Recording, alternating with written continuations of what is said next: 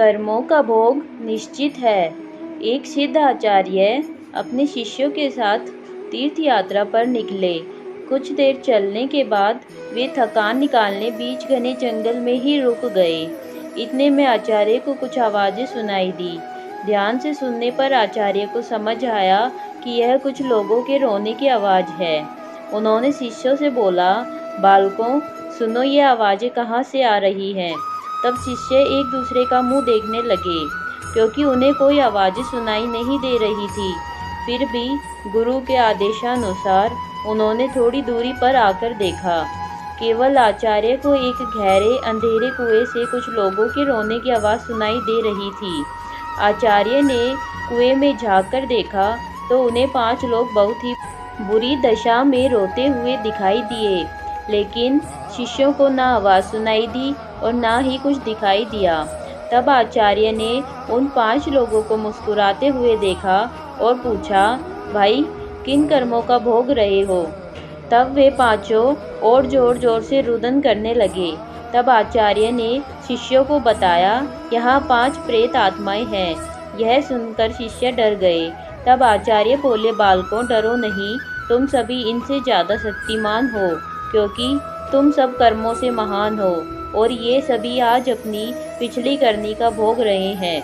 आज के समय में इनसे दुर्बल कोई नहीं है। तब शिष्य ने पूछा, इन्होंने ऐसा क्या किया है।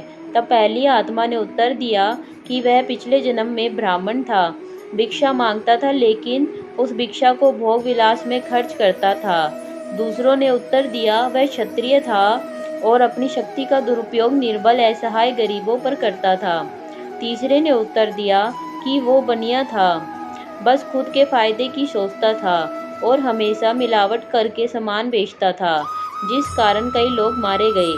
चौथे ने उत्तर दिया, वह शूद्र था, बहुत आलसी और जिम्मेदारी से भागता था, अपने माता पिता को पीटता था और दिन रात नशा करता था। पांचवें ने उत्तर दिया, वह एक लेखक था, अश्लील कथाएं लिखता था, उसने समाज को वासना का पाठ सिखाया था।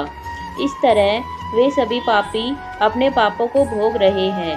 उन्होंने आचार्य से निवेदन किया, आप गुरु हैं, आप दुनिया वालों को समझाइए कि बुराई का रास्ता क्षण की खुशी देता है, लेकिन इसका दंड कई जन्मों तक अंधकार में भोगना पड़ता है।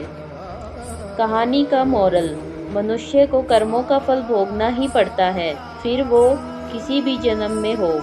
कहते हैं, जिस तरह ईश्वर है वैसे ही भूत भी होते हैं, लेकिन वे जितने दुर्बल होते हैं उतना कोई नहीं, जितने कष्ट में वो होते हैं उतना कोई नहीं। वे अपनी करनी का भोग करते हैं। क्षण की विलासता कई जन्मों का डर बन जाती है। व्यक्ति कितना भी इतरा जाए, नियति उसके कर्मों का हिसाब रखती ही है।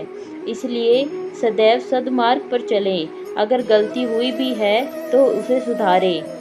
दोस्तों, अगर आपको हमारी ये कहानी पसंद आई हो तो चैनल को सब्सक्राइब करके वीडियो को लाइक ज़रूर कीजिएगा।